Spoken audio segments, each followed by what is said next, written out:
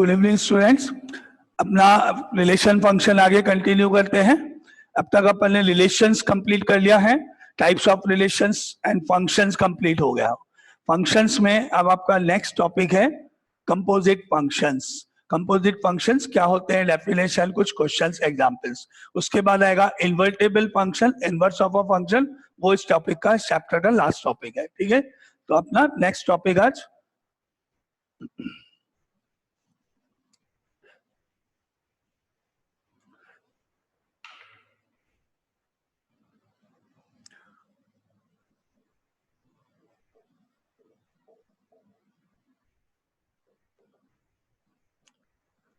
Composite function. Now suppose आपके पास एक set ए है।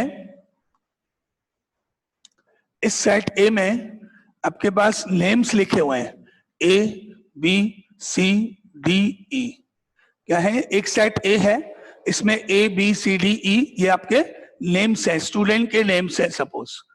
और यहां पर सेट बी में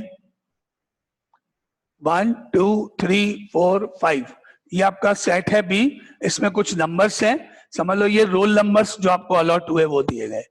अब आपको मालूम है जब अपन बोर्ड में एग्जाम देते हैं, चाहे 10th हो चाहे 12th हो, तो आपको जो आंसर शीट मिलती है, कॉपीज जिसमें आप लिखोगे, उसमें आपको क्या क्या इंफॉर्मेशन बढ़ती है।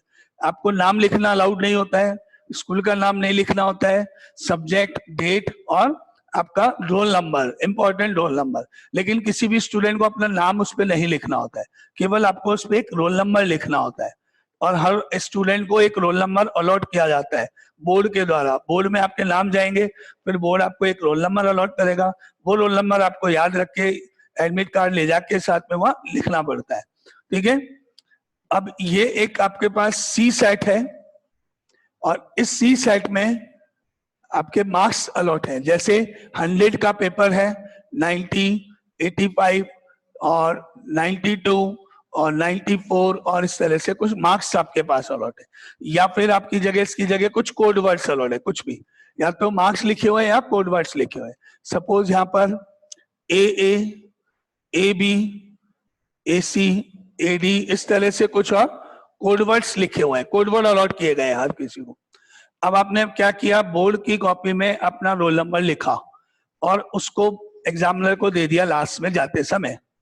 अब प्रॉब्लम क्या है कि आपने तैयारी तो की नहीं, पूरे साल भर में पढ़ाई बिल्कुल नहीं करी, तो नेचुरली आपका एग्जाम खराब होना है। अब वो टेस्ट खराब हो गया, आपको मालूम है इसमें पास होना बहुत मुश्किल है, और इसमें फेल हो गए मतलब नेक्स्ट ईयर पूरा रिपीट करना पड़ेगा।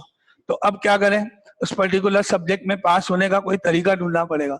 अब क्या तरीका है, एक तो कि अपनी कोई जान पहचान लगाई जाए, बोर्ड ऑफिस में पता करा जाए कि ये रोल नंबर, मेरा ये जो रोल नंबर है 5 नंबर मान लो, इसकी कॉपी किस एग्जामिनर के पास जाएगी चेक करने के लिए। सपोज आपको मालूम पड़ गया कि भाई हमारे स्कूल की कॉपी इस एग्जामिनर के पास जा रही है कॉपी चेक करने। अब दूसरा ऑप्शन क्या है, उस एग्जामिनर को अप्रोच किया जाए, उसको बोला जाए कि भाई मेरा रोल नंबर 5 है, मेरे इस कॉपी में आप थोड़ा मार्क्स बढ़ा देना, पास तो कर देना एटलीस्ट, आपको जो चाहिए मैं दे दूंगा, जो भी आपकी सेवा है वो कर दी जाएगी, पैसे पहुंचा लें, पैसे पहुंचा देंगे, तो आपको जो चाहिए वो मिल जाएगा। आपने बाई चांस वो एग्जामिनर भी ढूंढ लिया, उस एग्जामिनर को अप्रोच भी कर दिया, वो एग्जामिनर एग्री भी हो गया कि चलो पैसे आ रहे हैं, ठीक है, क्या प्रॉब्लम है, तो वो एग्जामिनर इस बात का ध्यान रखेगा कि रोल नंबर 5 की कॉपी में मुझे मार्क्स बढ़ाए, और तो उस कॉपी पे कुछ लिखा हुआ है ही नहीं। अब जब वो कॉपीज देखेगा उस स्कूल की कॉपीज में कि रोल नंबर 5 निकाल दे पहले और उसी को पहले चेक कर, पूरे बंडल में कहीं भी रोल नंबर 5 नजर ही नहीं आएगा, जबकि है कॉपी उसी स्कूल की, उसी की, और उसकी जो कैंडिडेट है उसकी कॉपी भी वहां है, लेकिन रोल नंबर 5 नहीं लिखा हुआ है। ऐसा क्यों, कहाँ गया वो रोल नंबर, ऐसा क्यों? मतलब आपने इतनी मेहनत करी, इतनी अप्रोच करी, इतना सब कुछ किया, फिर भी वो एग्जामिनर भी हाँ कर गया, वो जो चेकर है वो भी आपकी बात मान गया, तो भी वो आपकी हेल्प नहीं कर सकता, तो भी वो हेल्पलेस है। वो आपको फोन करेगा, बोले है ही नहीं इसमें कॉपी दो, बोले कॉपी दो नहीं चाहिए। क्यों? क्योंकि आपकी जो कॉपी है वो सीधे एग्जामिनर के पास नहीं जाती है। आप क्या करते हो, अपनी कॉपीज जो सेंटर पे होता है आपको उसको सबमिट करा देते हो, उन सारी कॉपीज को इकट्ठा करते हैं, अरेंज करते हैं, सारे कॉपीज कहाँ जाती है, बोर्ड ऑफिस में। बोर्ड ऑफिस क्या करता है, उन कॉपीज को, उन कॉपीज पे जो रोल नंबर्स की स्लिप होती है, इस स्लिप को वहां से हटा लेते हैं और उसकी जगह पर कोड वर्ड या अदर रोल नंबर्स कह लो या कोड वर्ड कह लो वो अलॉट कर देते हैं। जिससे कि ये जो प्रैक्टिस आपके दिमाग में आ रही है वो नहीं आए, वो आप सक्सेस नहीं हो। अब क्या होगा, आपकी कॉपी जो एग्जामिनर के पास जाएगी वो रोल नंबर के साथ नहीं जाएगी, some code words XYZ UV W कुछ भी इस तरह के कोड वर्ड्स जो भी वो एज्यूम करेंगे वो जाएंगे। अब क्या करो, आपको तो कोड वर्ड थोड़ी पता कि आपको कौन सा कोड वर्ड अलॉट हुआ, और ये जो काम होता है ये बिल्कुल कॉन्फिडेंशियल लेवल पे होगा, मुश्किल से 1-2 जने इन्वॉल्व होंगे, कंप्यूटर के अंदर सारा रिकॉर्ड होगा, रोल नंबर किस रोल नंबर को क्या कोड वर्ड अलॉट हुआ उसमें मेंशन होगा।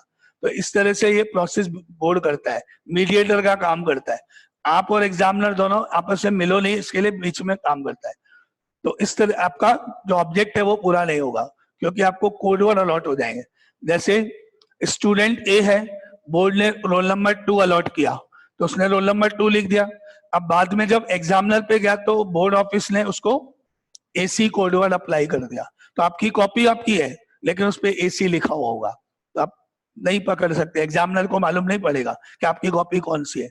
सिमिलरली बी को 1 रोल नंबर अलॉट हुआ, बाद में उसको AA कोड दे दिया गया, C 5 पे गया, 5 AB पे गया, D 3 रोल नंबर था, 3 रोल नंबर को AE कोड वर्ड दिया गया, E 4 पे था, 4 को AD कोड वर्ड दिया गया, इस तरह से अप्लाई किया गया। तो आपका जो ऑब्जेक्ट है, जो आप मार्क्स बढ़ाना चाह रहे हो, फेल हो गया सारी कोशिश के बाद भी, ये बोर्ड का रोल ही है इसीलिए। तो उसमें बीच वाला जो सेट है वो मीडिएटर हो गया। अगर मैं ये मान लूं कि यहां से यहां तक फंक्शन को F से और यहां से यहां तक फंक्शन को G से डिनोट किया जाए, ये अपन एज्यूम करें, तो आपको ये मिलेगा कि F ऑफ A की इमेज है 2, F ऑफ B की इमेज है 1, F ऑफ C की इमेज है 5, F ऑफ D की इमेज 3 है, और F ऑफ E की इमेज 4 है। आपको ये इंफॉर्मेशन यहां मिलेगी, ठीक है। F of C, F of D आपके पास है 3, F ऑफ E आपके पास है 4, ये आपको इंफॉर्मेशन मिलेगी। D 3, E आपके पास 4 है, एंड सो ऑन, ठीक है। अब अगर मैं इस फंक्शन को G से डिनोट करूं तो क्या मिलेगा, G ऑफ 1 की इमेज AA है, G ऑफ 2 AC है, G ऑफ 3 AE है, G ऑफ 4 AD है, और G ऑफ 5 AB है। इस तरह से ये आपके पास इंफॉर्मेशन है, ठीक है। एक फंक्शन है A to B, F function है, उसमें ये इंफॉर्मेशन है, अनदर फंक्शन G है, उसमें ये इंफॉर्मेशन है। अब आपके पास ये जो बीच वाला सेट है ये एक तरह से मीडिएटर हो। अब आप मुझे ये मालूम करना है, ये एग्जामिनर के पास कोडवर्ड मिला, कोडवर्ड वाली कॉपी आई, उसने चेक करी, चेक करने के बाद कॉपीज कहाँ दी, वापिस बोर्ड ऑफिस में गई, बोर्ड ऑफिस ने वापिस क्या किया, कंप्यूटर में लिखा AD कोडवर्ड को कौन सा रोल नंबर अलर्ट हुआ 4, AD कोडवर्ड रिमूव किया, उसने स्लिप हटाई और उसके ऊपर रोल नंबर 4 वापस डाल दिया, रोल नंबर 4 की स्लिप वापस लगा दी। सारा ये करने के बाद रिजल्ट डिक्लेयर हो गया, रोल नंबर 4 के इतने मार्क्स है। ये प्रोसेस होता है पूरा आपके मार्क्स मिलने तक, है ना। डायरेक्टली कॉपीज एग्जामिनर तक नहीं जाएगी, बोर्ड ऑफिस पे कोडवर्ड अलर्ट हुए, कोडवर्ड के बाद वो कॉपीज एग्जामिनर तक गई, एग्जामिनर से चेक करी, वापस बोर्ड ऑफिस तक आई, बोर्ड ऑफिस ने वापस उन कोडवर्ड को रोल नंबर में कन्वर्ट किया, और उसके बाद आपका रिजल्ट डिक्लेयर होता है। इस तरह से आपके प्रोसेस चलता है। तो अगर आप ये देखोगे कि ए जो रोल नंबर है उसको कौन सा कोडवर्ड अप्लाई हुआ, तो आपको मिलेगा A रोल नंबर 2 था और कोडवर्ड AC अप्लाई हुआ। इसी तरह B को 1 रोल नंबर अलॉट हुआ, AA कोडवर्ड हुआ, C का 5 था, AB हुआ। तो हम कह सकते हैं कि जो A है स्टूडेंट, उसका रिलेशन AC से हो गया, B AA से रिलेटेड हो गया, C AB से रिलेटेड हो गया, D वाया 3 AE से रिलेटेड हो गया। तो अगर मैं ये मालूम करना चाहूं सेट A का कौन सा एलिमेंट सेट C के कौन से एलिमेंट से रिलेटेड, कर सकते हैं, मीडिएटर बीच में है, बस एक चीज है। तो इस प्रोसेस को जिसमें 3 सेट इन्वॉल्व होते हैं, बीच में एक सेट भी है, ये आपका कंपोजिट फंक्शन है। 2 फंक्शन को मिलाना है, फर्स्ट एंड लास्ट को मिला के जो फंक्शन बनेगा नया वो कहलाएगा कंपोजिट। फर्स्ट एंड लास्ट के बीच में जो रिलेशन एग्जिस्ट हो रहा है आपका, that is called composite function, ठीक है। ये तो आपका एक एग्जांपल के रूप में है। और अब डेफिनेशन इसकी, let f and g a to b, f a to b and g b to c, b same and starting, ये दोनों मैच होंगे. b to c be two functions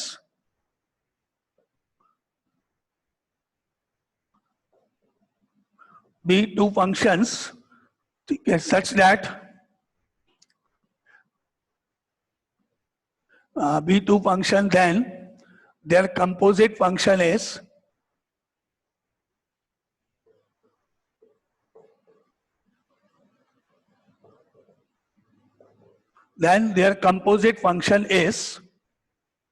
symbol होता है इसका GOF. GOF जैसे F symbol से denote किया, G से डिनोट करा, H से, ये सब सिंबल अपन यूज करते हैं फंक्शन को डिनोट कर ले. तो कंपोजिट फंक्शन एडिशन नहीं, सब्ट्रैक्शन नहीं है, उसके लिए बीच में ओ लगा, दैट इज गॉफ भी बोलते हैं इन शॉर्ट में अपन. GOF रीड तो उसको GOF बोलेंगे, और कंपोजिट फंक्शन है. ये एक नया फंक्शन हो गया from A to C. Then there composite function is GOC A to C and it is defined as, और इसका फॉर्मूला या इसको कैलकुलेट करना कि फर्स्ट सेट का कौन सा एलिमेंट थर्ड सेट के किससे रिलेटेड है, वो हो गया आपका GOF of X is equal to G of FX. First set का कोई एलिमेंट थर्ड सेट के किस एलिमेंट से रिलेटेड है वो हम यहां से कैलकुलेट कर सकते हैं. जैसे फॉर एग्जांपल अभी आपने इसमें देखा A to C रिलेशन हुआ है, ये सारी इंफॉर्मेशन आपके सामने लिखी हुई थी. अब मैंने जैसे मालूम किया GOF ऑफ B कितना होगा. GOF B मतलब जो स्टूडेंट B है उसको कौन सा कोडवर्ड अप्लाई हुआ, कौन सा कोडवर्ड दिया गया, वो मुझे मालूम करना है. तो पहले तो रोल नंबर आएगा इसका, तो उसके लिए आपने इसका फॉर्मूले से ऐसे लिखा G of F of B, then F of B देखा इसमें, F ऑफ B इज 1, तो आपको मिला G ऑफ 1. G ऑफ 1, अब आपने इसमें देखा कि 1 कहां से अटैच है, तो आप देखना वो जो मैंने लिखा है वहां नीचे लिख देना, ठीक है. G ऑफ 1 जो भी इसके आगे मैंने लिखा था. इस तरह से आपने क्या निकाल दिया कि भाई रोल स्टूडेंट बी को कौन सा कोडवर्ड अलॉट किया गया वो मालूम किया. तो ये कहलाता है आपका कंपोजिट फंक्शंस. 3 फंक्शंस हैं, 2 फंक्शन है, दोनों को मिलाया गया, फर्स्ट और थर्ड के बीच में जो हुआ that is called composite function. Symbol is GOF. And similarly अगर उल्टा चले, उल्टा मतलब ABC में C से B तक गए तो वो F हो गया. रिवर्स प्रोसेस, कोडवर्ड से रोल नंबर से वापस रिजल्ट, नाम उसका. पहले आपके वो कोडवर्ड थे, वो कोडवर्ड गए बोर्ड ऑफिस में, वहां से रोल नंबर आए, रोल नंबर से वो नाम के साथ डिक्लेयर. उल्टा चले, C to B, B to A जाए, तो उस केस में आपका फंक्शन हो गया similarly FOG of X is equal to F of GX. ये भी आपका कंपोजिट फंक्शन है. ये आपका C to A हो गया, first is A to C हो गया, सेकंड वाला C to A हो गया. वहां पर आपके पास उल्टा हो जाएगा, यहाँ पर ये C to B हो जाएगा, वो B to A हो जाएगा. उल्टा चलेंगे, जो डायग्राम बना ना उसको रिवर्स ऑर्डर की बात करो. ये होती है डेफिनेशन कंपोजिट फंक्शन. अब पहले आप यहाँ तक देखो और बताओ कोई डाउट इसमें. मेनली ये काम का है, वो एग्जाम्पल तो ऐसे आपको एक्सप्लेन करने के लिए क्यों जरूरत पड़ती है, क्योंकि आप में से बहुत लोग अपने मार्क्स बढ़वाने के लिए कोशिश करते रहते हैं, अप्रोच करना कुछ भी, तो इसलिए ये प्रोसेस से रोकने के लिए बोर्ड ऑफिस इस तरह का स्टेप उठा रहा है. ठीक है, अब आपको ये क्वेश्चन पेज में यूज करना है फॉर्मूले को. यस, ठीक है. और कोई कुछ पूछना है इसमें? क्लियर यहां तक?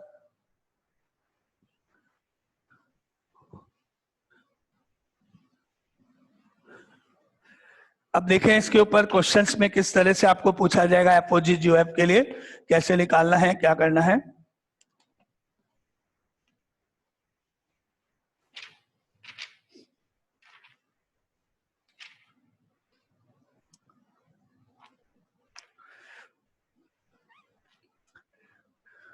एक एग्जाम्पल इसके ऊपर, example number 1, let f is a function from R to R, real numbers to real number. F is a function and given by fx is equal to x square. Another function is g, again from R to R, real number to real number, given by gx is equal to 2x plus 1. Now find FOG and GOF and show that FOG is not equal to GOF. ये आपका question है. Find FOG and GOF and show that FOG is not equal to GOF. तो क्या step हुआ अपना इसके अंदर? पहले FOG निकाल के देखें. Now FOG of x equal to f of gx. Now that implies FOG of x equal to, आगे f का f और gx डेफिनेशन गिवन है. f of gx की वैल्यू हो गई 2x plus 1 and next step that implies FOG of x is equal to, अब f of 2x plus 1 मतलब इस फंक्शन में, fx फंक्शन में ये वैल्यू आप x की जगह प्लेस कर दोगे. f of x equal to x square में आप क्या करोगे? x को रिप्लेस कर दोगे बाय 2x plus 1 से. तो आपका जो आएगा answer f of 2x plus 1 मतलब replacing x bye 2x plus 1. तो मैंने क्या हुआ यहाँ पे x की जगह ये पार्ट लिख दिया. तो आंसर क्या हुआ? 2x plus 1 का होल स्क्वायर. यह मेरा फर्स्ट पार्ट कंप्लीट. ये क्लियर सबको? सॉल्व करने का मेथड, FOG ऑफ x कैसे निकाला? पहले फॉर्मूला f of gx लिखा, पहले gx कैलकुलेट किया, मतलब x की क्या इमेज है, तो आपको gx मिला यहाँ से 2x plus 1. फिर f of 2x plus 1 calculate किया, मतलब इस फंक्शन में x को 2x plus 1 से रिप्लेस कर दिया जाए. तो आपका आंसर हो गया 2x plus 1 का होल स्क्वायर. ये अपना मेथड. क्लियर? एनी डाउट यहां तक? क्लियर? नाउ अब अपन निकाल रहे हैं GOF, है ना? GOF of x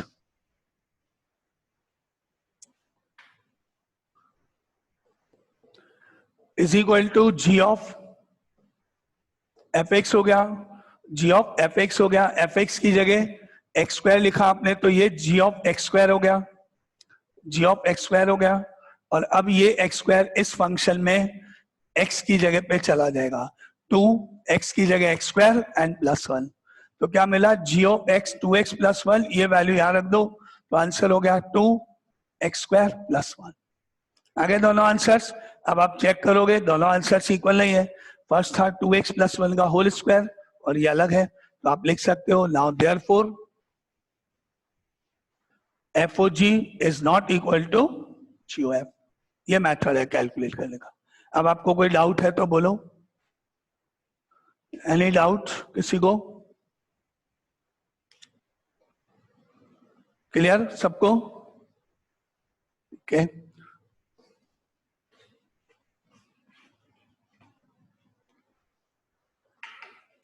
now next question पे मूव करते हैं इसका.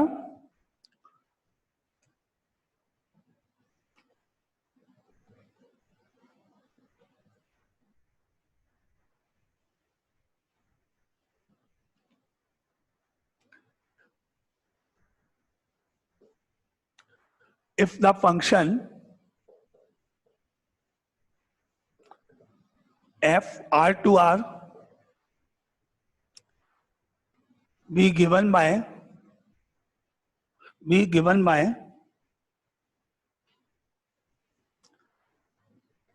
fx is equal to x square plus 2 and g is a function from all real numbers except 1 to R and given by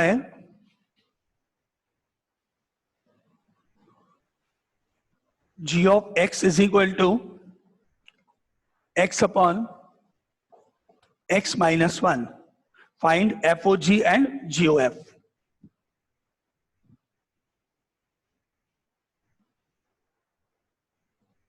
find FOG and जीओएफ।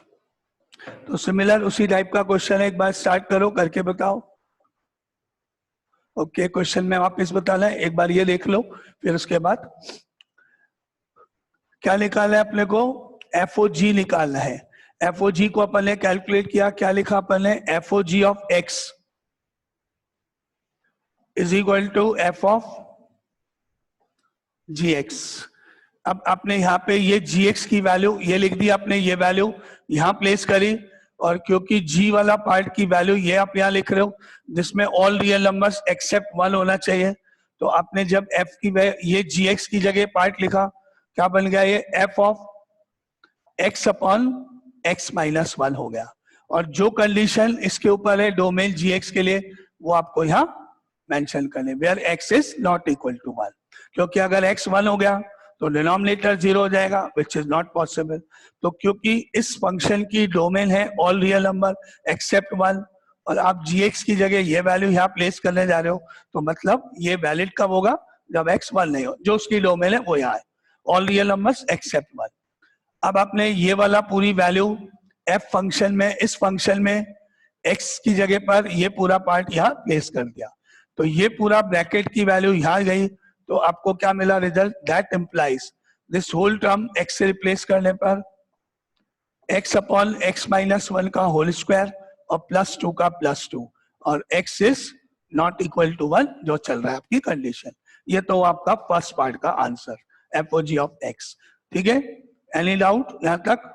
आपने साथ में domain भी लिख दिए कि इस फंक्शन की डोमेन क्या है, ऑल रियल नंबर्स एक्सेप्ट 1, बाकी सब अलाउड है 1 को छोड़कर।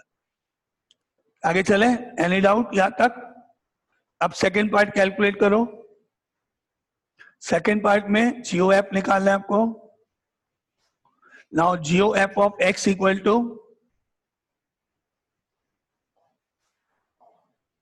जी of f x, that implies g of f x की जगह पर आएगा एक्स स्क्वायर +2।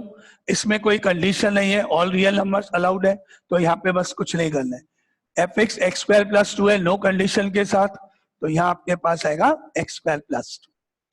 ठीक है, अब आपको ये वैल्यू इस फंक्शन में यहाँ पर x की जगह प्लेस करना है, तो यहाँ x की जगह आएगा एक्स स्क्वायर +2, यहाँ x की जगह आएगा एक्स स्क्वायर +2। ठीक है, तो आपको क्या मिलेगा, दैट इंप्लाइज x को रिप्लेस किया गया बाय एक्स स्क्वायर +2, x की जगह क्या आया, एक्स स्क्वायर +2 -1 तो है इसके आगे, और फर्दर इसको सॉल्व करने पर आपको मिला एक्स स्क्वायर +2 अपॉन 2 में से बन गया एक्स स्क्वायर +1। ये आपका आंसर हो गया सेकेंड पार्ट का। और अगर आपको पूछा जाए कि क्या दोनों इक्वल है, तो आप चेक कर लो, दोनों इक्वल नहीं है तो वो लिख देना। बोलो कोई doubt, any doubt? Sejal clear? हाँ बोलो। सर जो फर्स्ट में कंडीशन के हिसाब से सॉल्व किया था वो समझ में नहीं आया। कंडीशन के हिसाब से, क्योंकि जो जी फंक्शन है उसमें लिखा है कि आर की वैल्यू आप 1 से कम रख सकते हो, 1 के अलावा।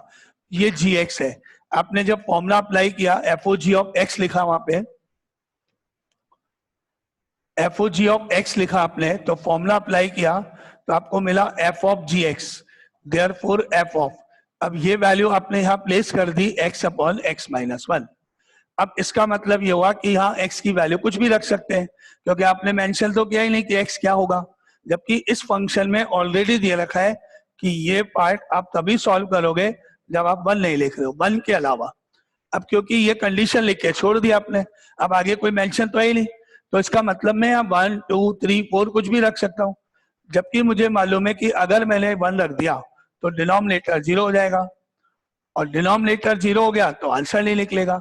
तो जो कंडीशन, जो वैल्यू आपने ली है वो यहाँ से यहाँ वैल्यू रखी है, तो इसकी कंडीशन ये रही, डोमेन ये रही इसकी, तो आपको यहाँ पे मेंशन करना पड़ेगा कि वेयर x बिलोंग्स टू और r -1, या आप सिंपली इतना भी लिख सकते हो ये लिखने की बजाय कि x की वैल्यू क्या नहीं होनी चाहिए, that mean x not equal to 1। क्यों 1 के इक्वल नहीं है? क्योंकि डिनोमिनेटर 0 हो जाएगा अदरवाइज। और ये कंडीशन आई कहां से? यहां से आई। क्यों? क्योंकि आपने ये जो वैल्यू लिखी है वो यहां से उठाई है gx की, और gx की कंडीशन ऊपर है। फिर आगे फर्दर इस वाले पार्ट को आपने इसमें x की जगह प्लेस किया, तो आपको क्या मिला, x अपॉन x माइनस 1 का होल स्क्वायर प्लस 2, और कंडीशन वही है कि x नॉट इक्वल टू 1 तो होना ही चाहिए। आगे इसको आप सिंप्लीफाई नहीं करो या करो, वो आपकी चॉइस, वो इतना इंपॉर्टेंट है, क्योंकि 1 नहीं होना चाहिए, वो आपके साथ चलेगा। तो आंसर आपने बता दिया, ये होगा, विद कंडीशन आपने लिख दी। जैसे gx आपने बता रखा है क्या है, विद कंडीशन। इसी तरह आपने fx मुझे बोला क्या है, विद कंडीशन। तो इसी तरह आपने मुझे FOG बता दिया विद कंडीशन। ठीक है, आप बोलो कोई डाउट इसमें? ये वापस किसी को इसी पार्ट में, ये जो लिखा है इसमें क्यों लिखा है, ये कहां से आया, कंडीशन? और सिग्नल क्लियर है? कुछ और डाउट है? सर एक बार इसका सेकंड पार्ट वापस बताओ। सेकंड पार्ट देख लो, ये FOG हो गया। अब GOF वापस देख लो। नाउ GOF ऑफ x अगर अपन निकालते हैं तो फॉर्मूला हुआ g of fx, that implies g of fx की वैल्यू ये रही, तो fx की जगह अपन ने यहां x स्क्वायर प्लस 2 रख दिया। इस पे कोई कंडीशन नहीं है, ये सारे रियल नंबर के लिए वैलिड है, वो यहां से मालूम पड़ेगा, क्योंकि इसके लिए डोमेन R है। तो यहां मैंने कुछ नहीं लिखा, क्योंकि कुछ नहीं लिखा मतलब ऑल रियल नंबर्स अलाउड है। अब मैंने ये पूरा ब्रैकेट जो है, ये पार्ट कहाँ गया, इसमें लिखा, कहां पर, ये यहां से कहा जाएगा, इस x की जगह और इस x की जगह। तो g of x square plus 2 यहां रखने पर x स्क्वायर प्लस 2 हो गया, यहां रखने पर x स्क्वायर प्लस 2 हो गया, -1 तो है ही, ये -1। यानी इस फंक्शन में x को x स्क्वायर प्लस 2 से रिप्लेस किया गया। तो x की जगह ये वैल्यू, इस x की जगह ये वैल्यू, बाकी जो है वो, और फर्दर इसको सॉल्व कर दिया गया। तो x square plus 2 upon x square plus 1 हो गया। ये आपका आंसर हो गया। इसके लिए कोई कंडीशन नहीं है, डिनोमिनेटर 0 है ही नहीं, ये सारे रियल नंबर के लिए वैलिड है। ये स्टेप्स वापस बोलो अगर कोई डाउट है अभी। राजदीप कुछ प्रॉब्लम? सर हाँ यस सर। बोलो। सर इसमें कंपोजिट फंक्शन की कंडीशन तो हो ही नहीं रही पूरी। कौन सी condition? Sir f a to b defined होता है और g b to c। हाँ उसमें ऐसा सर होता है। इसमें- ओके ओके समझ गया। ये आपका R2R है और ये आपका R-1 to R है ना, ये आपके अलग अलग सेट्स है, कोई प्रॉब्लम नहीं। ये आपका R है और ये आपका R-1 है। तो G में जो आपका वैल्यू लिखी गई है R-1, डोमेन जो है इसकी R-1 डोमेन, और ऊपर जो इसकी रेंज है, दोनों इक्वल नहीं है लेकिन सबसेट है। This part is a subset of that part. तो इसमें आपकी कोई प्रॉब्लम नहीं है। अगर ये दोनों इक्वल है तो ठीक है, इसकी रेंज इसका डोमेन, और अगर इक्वल नहीं है, A to B B to C नहीं है, तो आपका सबसेट का रिलेशन होना चाहिए। यानी कि this part is a subset of that. अब इसमें भी सारे रियल नंबर है, इसमें भी सारे रियल नंबर। फर्क क्या है, इसमें 1 नहीं है, मतलब एक नंबर कम है। तो हम ये तो कह ही सकते हैं ना, इसके सारे एलिमेंट इसमें, इसके सारे एलिमेंट इसमें नहीं है। तो इसमें भी आप ये फॉर्मूला FOG जो है कैलकुलेट कर सकते हो, अगर ऐसी कंडीशन है तो। इक्वल है तब तो कोई प्रॉब्लम नहीं है, R2R, अदरवाइज भी आप इसको कैलकुलेट कर सकते हो। ठीक है, ओके सर, थैंक ओके। और कोई डाउट किसी को? ये क्लियर क्वेश्चन सबको?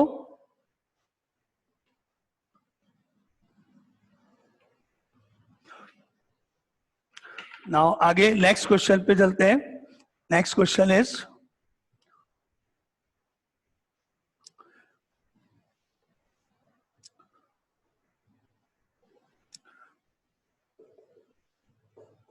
if f is a function from R to R defined as fx is equal to x square minus 3x plus 2, x square minus 3x plus 2. Now find f of x, f of x निकालो, मतलब FOF निकालो। ये उल्टा है ना उसका, FOF निकालो एक तरह से। तो कोई निकालो, कैसे करोगे इसको? f of fx is equal to f का f, जैसे आपने अभी लिखा f ब्रैकेट में gx होता है। अब ये एफ एक्स ये रहा और उसका एक्सप्रेशन हो रहा ऊपर, मीनिंग हो रहा ऊपर लिखा हुआ है, एफ लिखा, एफ एक्स जो है उसका एक्सप्रेशन मीनिंग ऊपर x square minus 3x plus 2 आपने लिख दिया। क्लियर? एक एक स्टेप, ये डाउट क्लियर? तो एफ ऑफ एफ एक्स मतलब पहले एफ लिख के एफ एक्स यानी वो पूरा कैलकुलेट किया आपने, लिख दिया। अब आपको ये करना है, ये पूरा ब्लॉक उसी फंक्शन में, उसी एक्स में एफ एक्स की तरह से काम करता है, ये पूरा ब्लॉक उस फंक्शन में ऊपर वाले पार्ट में एक्स की जगह जाएगा। क्या मतलब हो गया इसका? कि ये जो फंक्शन ऊपर लिखा हुआ है इसमें एक्स को रिप्लेस किया जाएगा by this term f x, समझना, कंपेयर कर लेना एक्स ब्रैकेट। तो उस पूरे टर्म में जहां जहां एक्स नजर आएगा उस पूरे पार्ट में आपको ये वैल्यू रिप्लेस करनी। सबसे पहले उधर एक्स स्क्वायर नजर आ रहा है, एक्स नहीं लिख रहे, एक्स को रिप्लेस करना है बाय द होल टर्म। अब जो नहीं आया बोल देना क्या आंसर हुआ, सिंपल। ये पूरी वैल्यू एक्स की जगह जाएगी x square minus 3x plus 2, ऊपर स्क्वायर है, स्क्वायर आएगा, आगे माइनस है वहां, ये आएगा 3 का 3 आएगा। फिर आपको ये x नजर आया, x नहीं लिखना है, ये पूरा एक्सप्रेशन x की जगह लिखना है, x square minus 3x plus 2 और लास्ट में प्लस 2। ये आपका पार्ट हो गया। अब बाकी एक कैलकुलेशन है जो आप करना चाहो तो करें, इसको आप ऐसे ही छोड़ दो, ओपन करना है ओपन कर दो, उसको ओपन कर लो, वो इंपॉर्टेंट नहीं है, आपको बस मेनली ये बनाना आना चाहिए। ठीक है, तो इसको इस तरह से अपने को लिखना है। देखो अगर मैंने आपसे पूछा एफ ऑफ 1 बताओ, तो आपने क्या किया, एफ का एफ लिखा, एफ ऑफ 1 मतलब उसमें 1 रख दिया, तो सॉल्व करा 1 माइनस 3 प्लस 2 यानी एफ ऑफ 0 हो गया। अब ये वैल्यू भी आप वहीं रखोगे ऊपर जाके उस एक्स की जगह पर, तो ये 0 आपने फिर ऊपर वहां प्लेस कर दिया, 0 0 और 2, आंसर आपका 2 आ गया। ये न्यूमेरिकल वैल्यू का मतलब हुआ। इसी को थ्योरेटिकल अपन गए, तो एफ का एफ लिखा, एफ एक्स की जगह वो पूरी वैल्यू जो दे रखी है वो लिखी। अब नेक्स्ट स्टेप, अब इसका मीनिंग क्या है? इसका मीनिंग है कि इस फंक्शन में जहां जहां भी x नजर आएगा आपको, वहां उस x को इस पर्टिकुलर टर्म से रिप्लेस करना है।